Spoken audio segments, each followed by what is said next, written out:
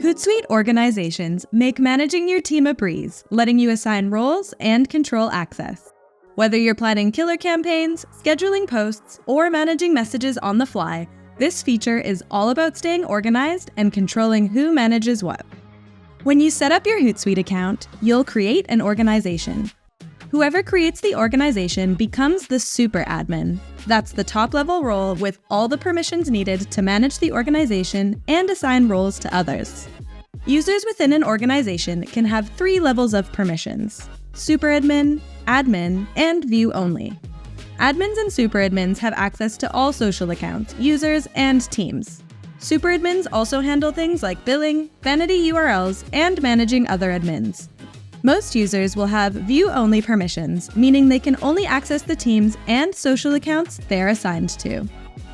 There are 2 ways to invite members to your organization. Invite them by email, where you can set their organizational permissions in advance, or import them in bulk, using a CSV file, where you can set up their permissions and assign them to teams ahead of time. Now, let's create a team.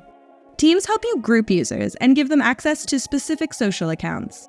For example, you could create a team for your customer support agents and give them permission to manage just your Instagram account.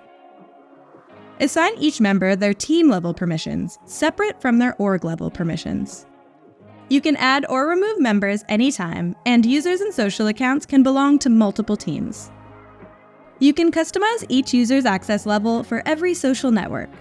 Just jump into a network, choose a user, and assign their role. As an admin, you can manage each user's permissions in the Members view. Click on an employee's name to see what teams and social accounts they can access. You can limit or expand their access, add them to new teams or social accounts, or remove them entirely.